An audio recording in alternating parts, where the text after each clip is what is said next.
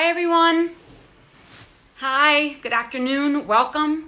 Let me know that you're on, and I am going to put this tea down. And Jess, and let me put something here in the comments. Oh, wait, there's Valerie. Valerie, you should come on in a second, and I'm going to try to put something in the comments. Let's see. Let me see if I can do this. See, no stranger. Oops, let me put a little hashtag there so that I can let people know what we're talking about.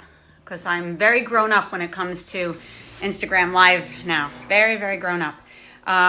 See no stranger available. Oops. Nope. Available now. Okay. I'm going to post that. And now I'm going to pin it. Oh no, it's disappearing. I don't know what just happened. I was so close to doing this correct. Let's see if that does something. Oh, seriously, I just did that. Anyway, hi everybody. I'm waiting for Valerie to come on, Valerie Carr. Valerie, if you hear me, you came, I saw that you wanted to get in and I clicked it and then you disappeared. So maybe perhaps try again. But let's see who's on. Thank you, Jessica. I know you're very proud of me, aren't you? Jessica's my right hand, everything. And so I know from afar she is cheering me on. How's everybody doing today? How's everyone? How's life? How's your health? I'm hoping that you're doing okay. I'm going to give it another second to see if Valerie will get on, because what we're going to be talking about today is this, See No Stranger, by my dear friend Valerie Carr, and I'm really excited to have a chance to talk with her about her new book, and just take a moment just to introduce her. Let's see if she's come back on again. Oh no, that's welcome to my there's my yoga room. Let me turn that back around because you all don't need to see that. Hi Vanessa, but I still don't see. I don't see Valerie. Valerie, can you make a comment or something to let me know what's up? Otherwise, I'm going to talk about your book without you, or I'm going to bring Charlie in so everyone can say hi to my dog, and we could spend an hour just talking about the love of my life and your book. So let me know if you need to try again to get on. Let me go through the messages and see if there's anything. Oh, thank you, Lori. I am so smart. Thank you. And thank you, Troy. I appreciate it. There, Valerie, I'm here. But Valerie, I see that you're here, but can you try again to... Shit. Y'all don't want to see my whole yoga room. Let me see if... Nope. Thank you, Kristen. I'm not quite rocking. Here, I might as well. There's, for those of you who haven't seen, this is my yoga room. That's where I do yoga, right down in there. And that's it. That's my whole life, pretty much. This is where I live these days. But I still don't see you, Valerie. What can you do to... Okay, you're saying... Valerie's saying she's going to go away and come back again and request. Okay, do that, Val. And let's see... Oh, there she is. Let's see if she wants to be. Okay, I'm waiting for you, Val. Let's see what happens. Yay! We Yes. did it. Although I must say I enjoyed seeing your yoga room. I wanted to see the dog. I wanted to hear what you were going to say about the book. I actually also had my cup of tea. Yes. So I was having a great time, but here I am. I'm feeling very professional right now. Between the two of us, we pulled this off. So yay to us. Valerie, I am so happy to see you. And I want to congratulate you from the bottom of my heart. I mean, look at this. You did this. You birthed this. You made this happen. Thank you. For those watching right now, first I want to take a moment just to, my friend Valerie Carr, you and I met at the Together Tour maybe 4 years ago. And we didn't know each other prior to that. We were both kind of thrust into this environment where we were getting on stage and speaking. And I was always so impressed by your ability to get up on that stage and bring your whole self into the words that you spoke. You were always emotional and present and informed and bringing in information about your family and your history and your spiritual practice and your activism in an arc that was so thorough. And I would always lean back, slightly intimidated, because I knew I was going to get on and just kind of like pull stuff out of my ass and hope that it all landed. It always did. Thank you. And I think that so much of what I witnessed on those stages, on the stages during that time, I believe was the impetus for what became See No Stranger. And conversely, everything that I did on that stage ended up becoming my book. So I feel that you're the, thank you. I have. Thank you. But I felt like you and I were both testing the waters, seeing how people were going to respond. So I want to congratulate you for birthing this and for the birth of your daughter as well. Thank you, my love. They were birthed at the same time. I finished the book, and 48 hours later, my daughter was born. Yeah. So it's been a big year for you on a lot of levels. So Valerie, can you share a little bit about like what I loved about this book was the same thing I loved about the stage. It's a love story to family and community and activism and forgiveness and how to show up in the world in a different way. And it could not be more timely, what you wrote. You couldn't have planned this better. So can you share a little bit about what this is all about for you? Well, first, I love you. Thank you. This is a revolutionary moment. Mm-hmm. And a moment like this requires revolutionary language. And my offering in this book is to reclaim love as a force for justice for a time such as this. And I see it in the streets. We're seeing it in the streets. People are showing up. People are grieving with each other. People are raging with each other. People are fighting for each other. People are risking their lives, putting their bodies in front of others for one another in a revolution that I honestly, I never thought I would live long enough to see this in my lifetime. And I want people to last. Mm-hmm. I want people to last. I think when the streets die down and we go back into our schools and our homes and our workplaces and our companies and our institutions, what does it mean to engage in the long labor of transitioning this country into a just and free mm-hmm. America that we have always long dreamed? And I wrote this book because I wasn't going to last. When we were together, Seane, on the road, it was 2016. It was the election season. Yeah. And I've been a civil rights activist since 9/11, since members of my own community were the first to be killed in hate violence after 9/11. And so at that point, for 15 years, I became a lawyer and a filmmaker and an organizer. And I developed like this toolkit. If I could just pull out enough tools, then I would be part of a generation making the nation safer for the next generation. But do you remember my son? Yeah, of course. On that tour? Yeah. 2016. And the nation, our future had never felt darker, but this time, like I was a new mother and wrestling with the fact that we had not made the nation safer for little brown and black children. That my son was growing up in a country more dangerous for him than it was for me or even for my grandfather when he arrived a century ago. And so I think when we were on the road together, I was already feeling like the breakdown mm-hmm. happening inside me. And you heard this question I kept asking right at the end of every talk. I asked the same question. The future is dark. But what if this darkness is not the darkness of the tomb, but the darkness of the womb? Mm-hmm. What if our America is not dead, but a country still waiting to be born? The midwife says to breathe and to push. And that speech after the election, I think millions of people ended up seeing that speech, and I got flooded with questions of like, well, how do we breathe? Yeah. How do we push? How do we labor for justice when the labor feels endless? And honestly, by the end of that tour and when the election hit, I didn't know.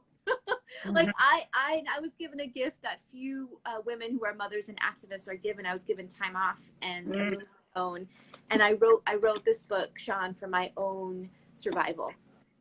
And I didn't know I'd be coming back to the country in a time when it was even darker and more violent and more uncertain than ever before. And so I give this to you. I give this to anyone who feels breathless right now and is trying to figure out how do I labor? What is my role in the labor for justice, and how do I anchor it in love? Yeah. Yeah. And through the book, you provide, it's both memoir, telling personal stories of your family and your relationship to your spirituality, your community, your religion, while also giving tips and tools for people who want to step into allyship, activism, want to get engaged and be involved, but through a different lens. You're talking about revolutionary love. That means it's not conditional love. It's not like, well, we're just going to love the ones that agree with us. You're saying across the board, if we're going to make a difference in this world, we have to open our hearts with empathy and compassion. That doesn't mean bypassing the fact that people are suffering, that oppression is real, and that lives are at risk. But what you're saying is that we've got to work even that much more hard to forgive and to process what that journey is and the impact that that journey can have on the world. But you do this by exposing your lived experience. And I'm hoping that maybe you can take a moment to share, how did you had to learn, your family had to learn forgiveness the hard way. And you share about it in the book a lot, around 9/11 and what happened in Arizona right after 9/11 to a member of your family. Would you share a little bit about that and about forgiveness and revolutionary love? Love is only revolutionary if it has no limit. It was 15 years after Bulbir Uncle was killed. Bulbir Singh Sodhi was the first person killed in a hate crime after 9/11. A Sikh man with a turban and beard was killed by a white supremacist, and he was someone I called uncle, a family friend. And on the 15-year anniversary of his death, I remember standing at the gas station where he had bled to death. And it was around the same time, actually, Seane, it was just before we started to go on tour together. Mm-hmm. We stood September 2016, and hate violence, skyrocketing, and more memorials and more deaths and more grieving. And his brother, Rana, turned to me and said, nothing has changed. And I asked, well, who is the one person we have not yet tried to love? And the next day we called Bulbir Uncle's murderer in prison, Frank Rogue. And at first I thought this was a terrible mistake. He was saying, yeah, I'm sorry for what happened to your uncle, but I'm also sorry for all the people who were killed on 9/11. And I felt rage. And almost like I felt rage to protect Rana. And maybe because I was raging and being the guardian, Rana had space and time to keep wondering and listening to Frank. And he said, Frank, this is the first time I've heard you say you were sorry. And Frank says, yes, I am sorry for what I did to your brother. And when I go to heaven to be judged by God, I will ask to see your brother. And I will hug him. And I will ask for his forgiveness. And Rana says, we've already forgiven you. Mm. Seane, I've learned that forgiveness is not forgetting. Mm-hmm. Forgiveness is freedom from hate. I've also learned that anytime I can sit with my opponents, like sitting with white supremacists like Frank Rogue, or prison guards, or soldiers at Guantanamo, or my own abuser, anytime I sit and I feel safe enough to wonder about them, I don't have to feel anything for them, but love begins in the conscious act of wondering. Anytime I wonder about them, then I can start to listen beneath the slogans and the sound bites, and I always hear their story, and I hear their pain, mm-hmm. and their suffering, and it is not equivalent to mine. But as soon as that happens, they cease to become monsters who have power over me. They are frail and wounded and complex human beings who are motivated out of their own insecurity or their blindness or their woundedness, and listening to them trying to love them enough to see their humanity gives me information for how to be a better fighter. Mm-hmm. See, loving our opponents, it's not just moral, it is strategic, it is pragmatic. It is how we change the conditions, the cultures, and the institutions that authorize them in the first place. I am very invested in removing this president from office in November. I am more invested in changing the conditions that put him in office in the first place. So that's why I believe that in this book, it's loving others, loving our opponents, and loving ourselves. But I really need to say this piece. Seane, it took us 15 years to make that phone call. Mm-hmm. 15 years. People had to love us well. We had to grieve and we had to rage. And someone in that prison had to love Frank enough for him to be able to talk to us and say he was sorry. We all have different roles in the labor of revolutionary love at any given time. And right now, if you're a Black or brown person in America, we're gasping for breath under this administration, under this pandemic, under the state violence. It is not our role necessarily to sit with Trump supporters in this moment. In this moment, I'm trying to keep my family, my community alive, but it might be the role of white allies. Mm-hmm. It might be your role. It might be the role of people who are interested in not just becoming allies, but becoming accomplices, conspiring with us to break these chains of oppression. So this is why I believe that all of us, whether we're Black, non-Black people of color, or white, we have a role right now, a role that only we could play. Mm-hmm. I want to jump on that in a moment, but you've said so much, and I'm watching the comments come through, and people are like, quoting you back to yourself. But I want to ask, though, before we continue, because I do have some questions about what it means about white allyship and what it means to be an accomplice. But that's a rich conversation in and of itself. So I want to know, does anybody have any questions for Valerie before we continue about what she said in relationship to forgiveness? Because you were saying a lot of things. It wasn't a one and done. This is not spiritual bypass. It is a process, but it's an essential one. Otherwise, all we do is continue to meet hate with hate and fear with fear, and nothing gets accomplished except more hate and more fear, and the suffering just gets perpetuated. And so the onus is on each and every one of us to look within ourselves and fight hard to pull that thread of forgiveness out, knowing that then we can be free. It's not an easy process, though. It's almost unbearable and impossible. And yet, if it can happen, maybe this world would know peace and equity and justice. At least I'd like to see us try. Oh, shit, I just lost you, Elena. You said something. Let's see. Love begins with curious wondering. What can we do to those who want to hurt us? Okay, this is a big question because I think this is a kind of a meta question, both on an individual level. What do we do with those who want to hurt us? But also looking at the world right now, people that are afraid, that live with internalized bias, are threatened by Black and brown bodies. Historically, culturally, it's been indoctrinated within our consciousness. So whether or not a white-bodied person like myself intends to hurt, it's really within our frame to inflict pain and suffering each and every day onto people who are considered, who we might consider other. So what do we have to do in order to stop this hurting?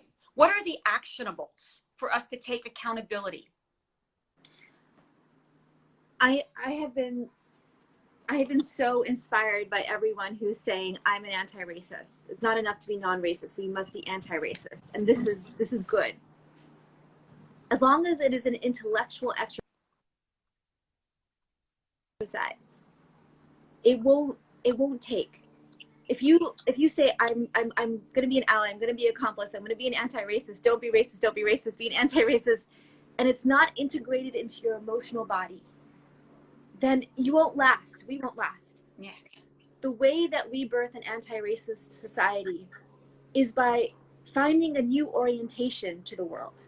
It's a way of moving through the world. It's a way of being. It's a way of seeing others. And this is why I'm lifting up. How do you practice revolutionary love? You are brave enough to see no stranger. This is the words of Guru Nanak. Nako beri nahi begana. I see no stranger. I see no enemy. To look upon the face of anyone on the street or on the screen and say, you are a part of me I do not yet know. Mm-hmm. You are a part of me I do not yet know. If I see you, I choose to wonder about you. I might let your grief and your pain into my heart. And that's difficult. That's brave. Everyone is in this uncomfortable place right now where we're hearing George Floyd's voice echoing in our ears, calling for his mother. If we think of George Floyd as our brother and Breonna Taylor as our sister, that is painful to grieve them. But once we do, we can begin to ask, well, how would I fight for my brother? What do I need to change in the streets, in this country, in our institutions, in our policies to fight for my brother? What do I need to change within myself? How much have I been turning a blind eye? You know, in that video, I was watching the officer, but I was also watching Officer Thao, a non-Black person of color, Asian American, doing his job, following orders, keeping his head down. He doesn't have blood on his hands. He's, you know, putting the protesters at, and yet what he does is allow the Black people around him to gasp for breath. How often have we been like Officer Thao? We're guilt-free, and yet if we're not actively centering Black lives, if we're not actively thinking about how to promote the wellness and the dignity and the freedom of the Black people in our homes, in our schools, in our neighborhoods, in our workplaces, then we're part of the system. And what I want to invite people to do is saying, it's not just here, it's here. It's here. And Seane, that's what you do when you say the revolution begins within. It's a way of moving. It's a way of being. And it's dangerous. It's dangerous. It means, like, what will you risk? What will you risk in this moment for your brother? You know, it's interesting because what I often talk about a lot, especially as a white woman who can speak to this because I live this, I'm not extraordinary. The thing that whiteness does is, because of our own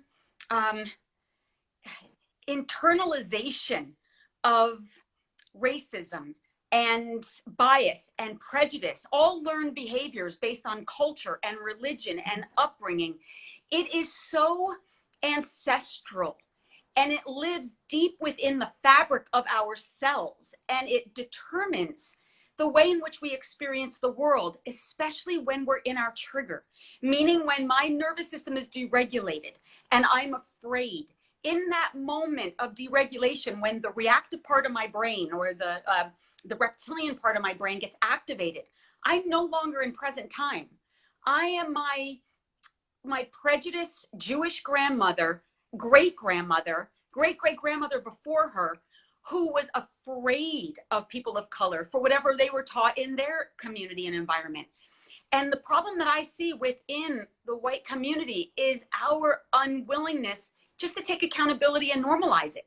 Like, this shouldn't be like, oh my God, how horrible, I'm racist. It'd be like, why wouldn't I be, based on the culture of whiteness that exists? And what we learn from this work is that we can't change it until we see it and identify it.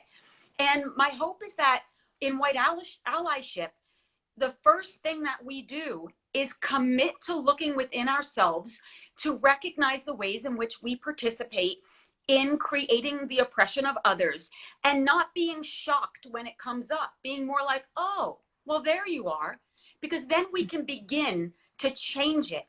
And so my white identified folks out there, this is deep and really important work. And for me, in terms of allyship, it requires accountability with action. It's not enough just to sit at home staring at at your belly button and just saying, well, I'll wait until I'm healed. It's like, no, we need all hands on deck now. But we can't do it by pointing the finger and saying, you all need to change. No, actually, we do. So to me, that's what white allyship looks like. But I'm curious what your advice would be as someone who is deeply entrenched in this work, living in a brown body. What's your advice for allyship at this time? My heart is soaring just listening to you. I'm like, yes. Yeah. But what I hear you describe is not just allyship. That's what it means to be an accomplice, right? To do that brave work on yourself and with others. I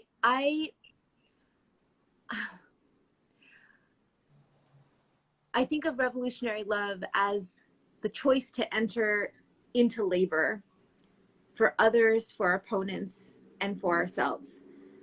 That loving just ourselves is a form of escapism. And this has always been my critique of the self-help industry, that healing yourself is healing the world. No, not necessarily. Like, I love my yoga mat. Mm-hmm. And yet I know that if I just disappear into that, then it can, how much are we paying the domestic workers in our lives as we're taking the yoga class? How much are we participating in the structures that are killing the Black people around us as we're saying namaste? Like, this is what's been so invigorating about your work with Off the Mat and Into the World, is that you're calling people to say, just loving ourselves is just the beginning. And loving just ourselves is escapism. Loving just our opponents and not loving others or ourselves, that's self-loathing. And loving just others and forgetting to love ourselves or our opponents, that's ineffective. Mm-hmm. It takes all three forms of love in our lives, and they're at different points in our life when we need to be focusing in different ways. When I met you, Seane, I was still trying to figure out how to love myself. Mm-hmm. And it was, you talk about hearing me on that stage. I was paying really close attention to every time you spoke, because you had these tools that I knew that I needed. Even just the concept of non-negotiables. I had to ask myself, like, what are my non-negotiables? Am I sleeping? Am I drinking? Am I hydrating? Am I moving my body? I think for those of us, for people of color who are activists, when our activism is a matter of life or death, and we always feel like our own suffering is not as much as the community suffering, and so we're always just grinding our bones to the ground. It took me so long to understand that I had to love myself well enough to breathe and to be well in order to last. And this is where the midwife's wisdom is really key, right? You don't breathe once and push the rest of the way. No, she says breathe and then push and then breathe again and then push and then breathe again. There's a rhythm to it.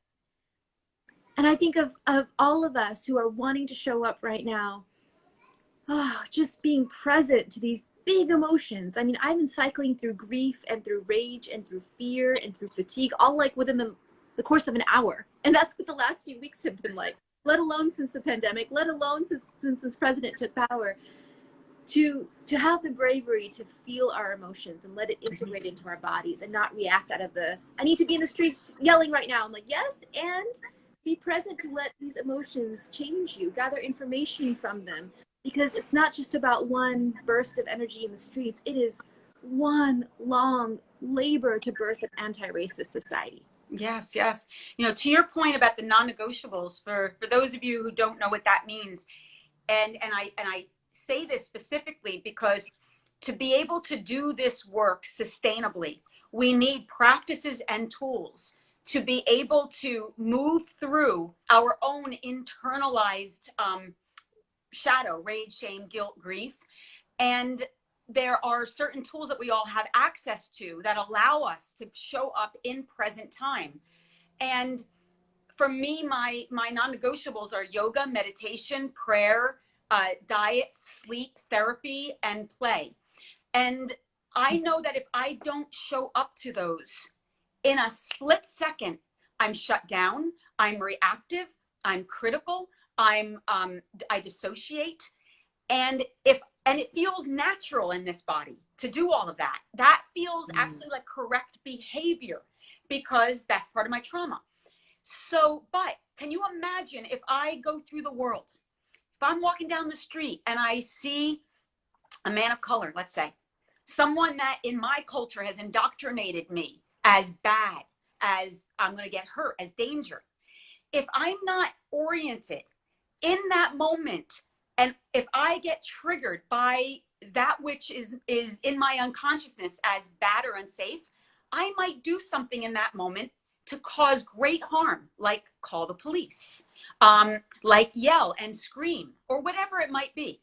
I have a responsibility to the world in which I'm a part of to make sure that I commit to my non-negotiables and do my work so that I get grounded, resourced, that I breathe, so that in the face of conflict, I'm able to say like, oh, this is my shit. I need to recognize that I'm not in present time. So these non-negotiables are not just about my own healing, but it's how I show up in the world. It didn't take 5 minutes for this body to get racist, and it's not going to take 5 minutes for it not to be racist. But there are tools that we can use that can help us to integrate so that we can show up. So I'm curious, what are your tools? Well, I want to say to your point, a few months before this pandemic began, my son, who was 4 years old at the time, was sitting on my father's shoulders coming home from a concert in the park. And they were about to take a boat to cross the marina to get back home. My son was so excited. And my father heard, you met my parents on the tour too, like so kind, so just trying to be helpful, so earnest. And they heard an irate voice. There was a white woman arguing with the ferry conductor. And my father tried to intervene to say, oh, you can go this way around if you can't catch it on time. And the woman spun around, took one look at my father and said, go back to the country you came from. And my father, who's now hard of hearing, couldn't hear it. So my son had to tell my father what the woman said. They come home and I say, well, did anyone say anything? And they said, no, there was a group of people who watched, but no one said anything. Just like last time with when the slur was sand nigger, or the time before that when it was suicide bomber. And I remember thinking, that woman, all she had to do was reach out into the air. Because now go back to your country. I've documented hate crimes for 15 years, 20 years now. Those are the words that precede the act of violence. I was lucky that my son and my parents came home safe that day. And now they're mouthed by the President of the United States. A woman only had to reach out and grab it and throw it at us, right?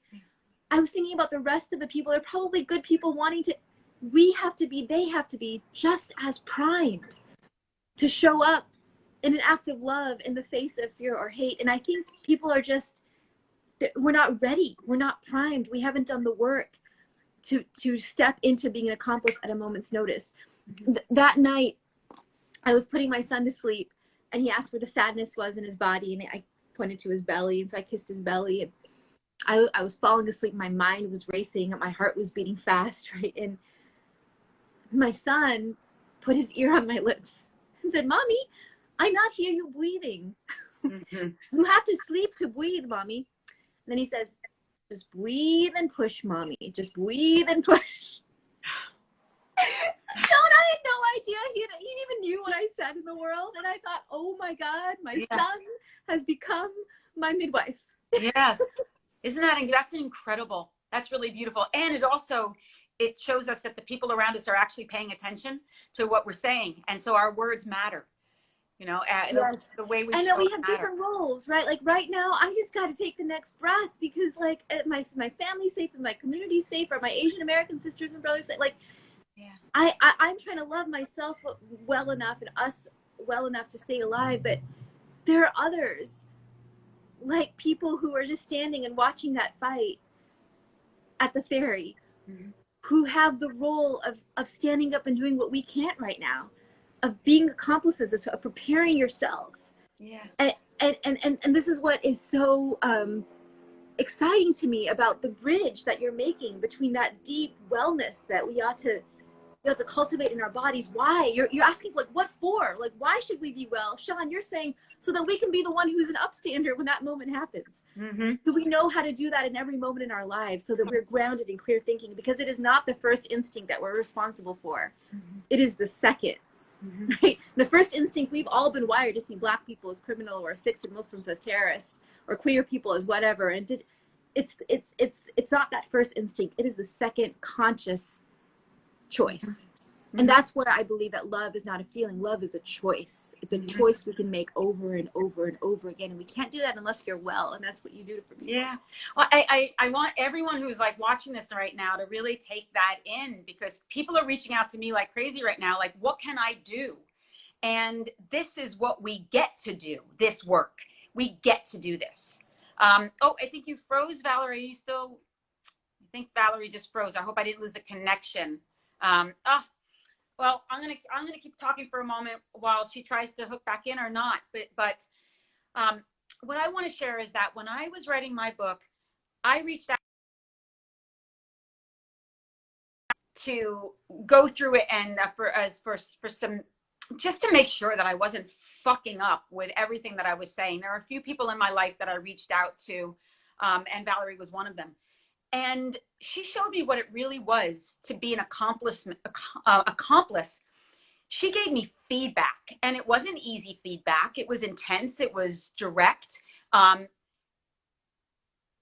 But what she showed me is what makes a difference is relationship, that we were in relationships with each other. So Valerie can call me in, can call me up, um, knowing that we were both in service to something bigger and that we needed to work together in order to serve and reach this message out as far as humanly possible. And I think that that's the most important thing about this work is be in relationship. Um, Learn about yourself, learn about culture, learn about religion, learn about what these differences are. Because the biggest, I think the biggest bypass in our community is when we say we are one. And although it's true, it cannot be true unless we understand the differences, because there are differences. And if we're just saying we're all one, then we're not recognizing the suffering that exists, that might not exist within our reality. And so being in relationship, which is what yoga is all about, is key. Let me see if I can get her, if I can get Valerie back. I'm waiting to see if she pops back in again. But in the meantime, any thoughts or questions or anything you want to say? Are you loving Valerie? Here, I'm gonna hold up this book again. See No Stranger. Please get this. Hi, Louie. It's nice to see you. And I saw that Carrie was on before. So hi, Carrie, and also Angel. And Angel Kyoto, another mentor of mine, who I highly recommend getting Radical Dharma. And this is so important to also look at that and do that work. So if you're on Angel or Carrie, maybe you can put up a link for that, for Dharma, Radical Dharma. So let me see if, oh, hi, Angel. Oh, Angel, you are on. So maybe Carrie, though, could someone just put in Radical Dharma, and also go to Zen. Now I lost it. It's the hashtag @ZenChangeAngel, and check out some of the work that Angel is doing as well. And that's another example of relationship, being in relationship and not being afraid to ask the hard questions and sit with the really tough answers, because more often than not, they're not going to be the answers that you want them to be. And that's part of the work. It's the only way we can grow. So I don't know what's happened to Valerie. Let me see if I can find her again. Elena is asking, does her book talk about her own practice of forgiveness? Yeah, she talks a lot about her experience with family member being murdered right after 9/11 and the process that they had to go to forgive. Okay, I'm going to get Valerie back and let's see if it works. Okay, Valerie, I'm waiting for you. Yay! I'm so sorry. It's okay. Look at I'm just like, the fact that you and I have been able to do this and to talk in this way, it's like, But what I was saying when you were gone is I talked a little bit, what I think is really important right now is how important it is to be in relationship. And also to let go of this idea in the yoga community about oneness, even though it exists and it is true on a big, existential level. We are one, but we're also different, meaning that I can walk down the street with my partner, a big white guy, kiss him, hug him. No one's going to beat us up. I can go into a store and I can have my purse wide open. No security guard is going to walk around and follow me wondering if I'm stealing. I can get a visa anywhere in the country that I want to get to go to today. That's not true for most people in our nation today. And until I'm willing to recognize those differences, then I'm still part of the problem, because I'm turning my back and actually benefiting from their suffering and acting as if everyone has those resources when that is just not true. And I think that the importance of this time right now is that we as a society, especially in the yoga, wellness, meditation world, spirituality world, we're being asked, is your yoga really working? Because yoga's never been about the stretch. It's about the reach.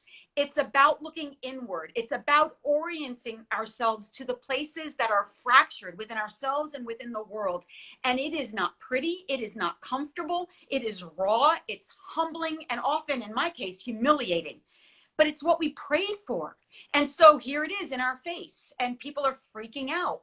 And yet this is the moment when the words that are in this book, the words that are in so many of the writings of this time we're being invited into fruition in a really big way. Like, I really do believe if we can do this, peace is inevitable. And so are you hopeful right now? Do you feel that sense of maybe justice can happen if we do this? You know, that same question, is this darkness the darkness of the tomb or the darkness of the womb? It is both, Sean. It is both. I think of the 110,000 people who have died from this virus, disproportionately Black people. I think of George and Brianna and Tonya McDade and Nina Puff, and death has won. Like, there's no getting those people back. And their lives, like their deaths, were preventable. And so to feel the grief of that and the rage in that and the pain in that and the trauma in that is part of what it means to love right now. And at the same time, I am seeing glimpses of the nation that is longing to be born in a way that I had never thought I would see in my life. So many millions of us standing up in this moment with justice and the call to love in our hearts, and willing to do the work.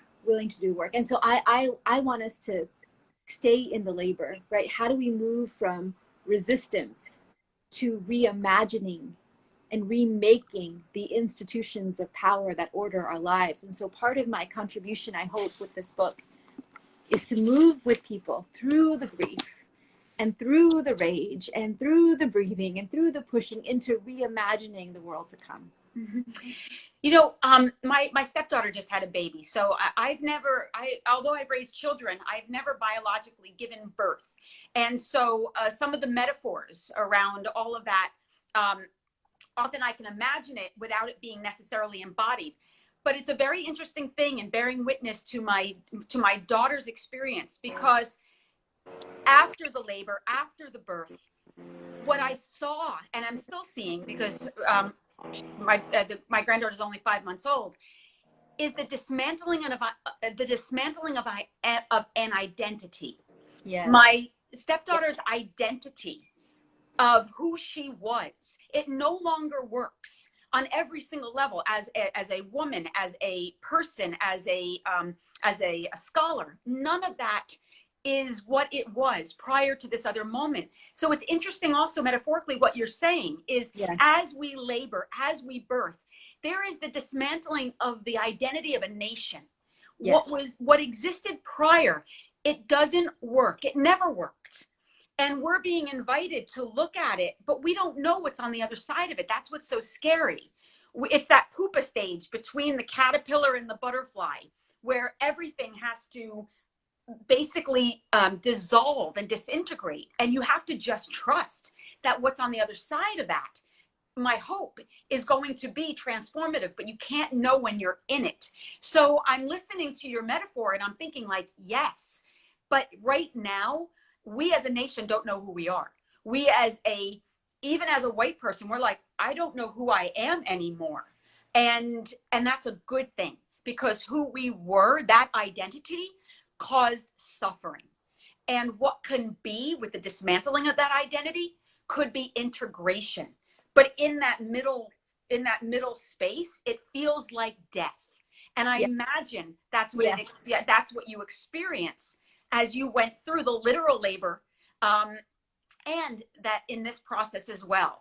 Yes, transition. Transition is the final stage in birthing labor, where the contractions come so fast, there's barely time to breathe. It is not just uncomfortable or painful, it feels like dying. Yeah. And yet it is the stage that precedes the birth of new life.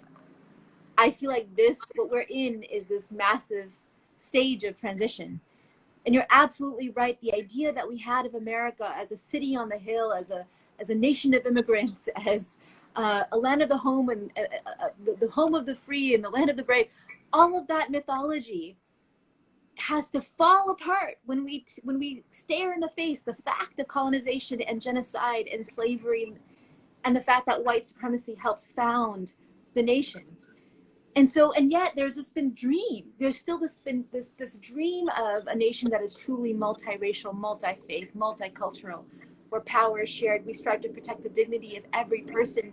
We've been speaking that dream. We've been getting glimpses of that dream, but maybe now is the time for enough of us to start to birth that dream. Yeah. And Seane, here's the thing. I don't know how long it's going to take. Yeah. Because if we think about history as one line of progress, right? We are sliding backwards into darkness here in this country.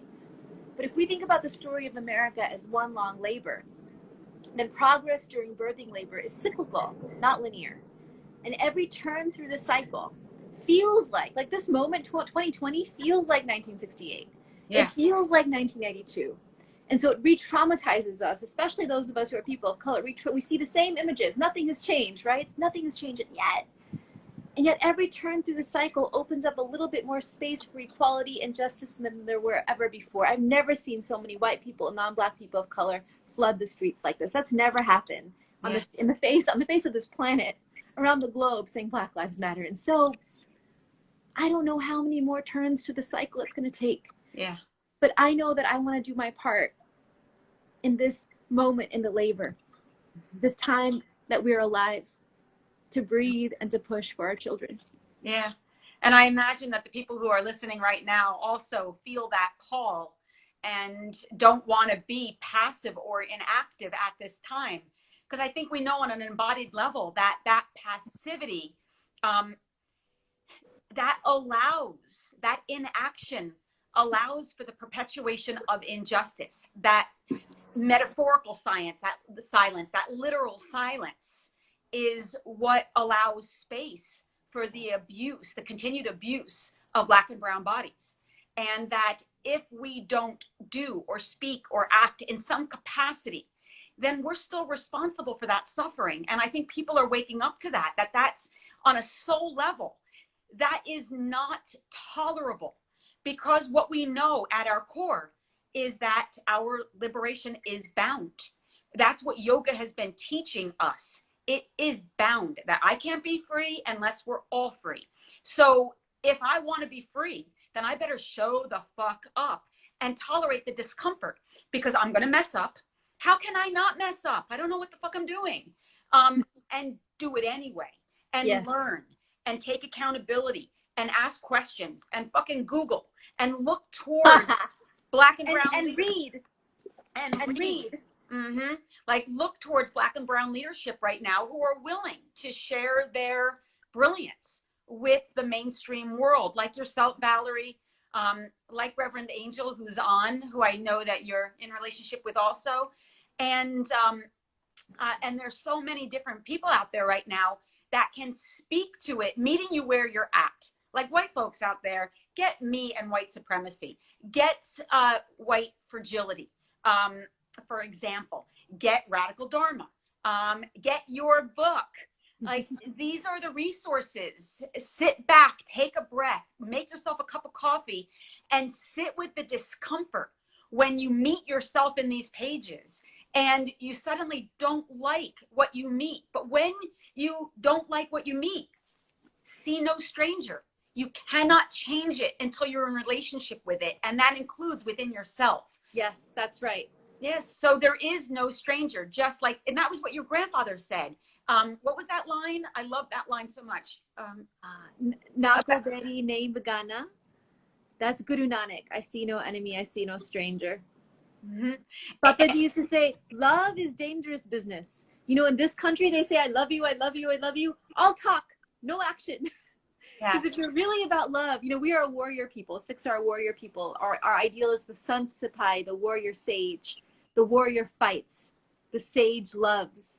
It's a path of revolutionary love. If I see you, if I choose to love you, if I grieve with you, then I must fight with and for you. Yes. And in the Sikh faith, we have this concept called Chardikala. Chardikala. Chardikala. And it's this concept of ever rising high spirits, even in darkness, ever rising joy, even in suffering. In the Sikh faith, the labor for justice has gone on long before we were born. It will continue after we die. And so how do we make the labor an end in itself? We labor in love. Mm-hmm. And when we labor in love, we let joy in. And Seane, I've come to believe that laboring in joy is the meaning of life. Yeah. It's how we last. Yeah. Oh, Valerie, thank you so much for coming and talking to me about your book. And this conversation has been so intimate and vulnerable and just direct. And I love it so much to be able to talk in this way. And as always, and joyful, just seeing you, just being, it's a long overdue tea date, and here we are. Completely. But after this, I want to come down for a real when we can. I want to see your babies, and I want to have some real tea. So everyone, see no stranger. Go to your local bookstore. Order this. Do it ASAP. It's like, and also very important, as someone who released a book, please go and leave comments, whether it's Goodreads or Amazon or wherever it is that you can leave comments, because local book sellers look for that kind of stuff. And it's important, when the more comments that they see, the more they invest themselves in wanting to take books like this and put it on their shelves. So these are the kind of books right now that need to be lining the shelves of bookstores everywhere. So call your local bookstore and tell them that you want them to stock this book, See No Stranger, Valerie Carr, right there, and order it and support your efforts, because this is a book that could not be more timely, and it's filled with love and inspiration and hope and calling people up into direct action. So Valerie, thank you so much, and thank you everyone. Thank you, my love. Yeah. Thank you, and they can go to folks can go to seenostranger.com. It has all the bookstores, including how to find your local bookstore. You go to Bookshop, and we're starting virtual book clubs. So if you want to read this book in community and start to practice these tools in community, then we can continue to journey together. That's so good. Thank you so much, Seane. I'm so happy to be on the journey with you. Also, and maybe someone can put this in the comments really quickly, is your handle are you at Valerie Carr and at See No Stranger? No, just Valerie Carr. Okay. I'll put it in right here. Thank you. Yeah, you can follow me at Valerie Carr at all of these different places. It's 2 A's in my first name, and then See No Stranger. If you sign up there, then we'll be together for the long haul. Yeah. I want to be a part of your book club too. Because I think that would be really, like, I would love to go chapter to chapter and be a part of this journey. So thank you everyone so much for coming on, and be well and take care of yourself. Do your practice, breathe, meditate, pray, whatever you got to do. Rage, scream, cry. Yes. But process what's ever coming up for you right now, because we need to show up integrated. So we're counting on all of you for doing your own work so that we can work more effectively together. So bye everyone. I love you, and I love you, Valerie. Love you, Seane.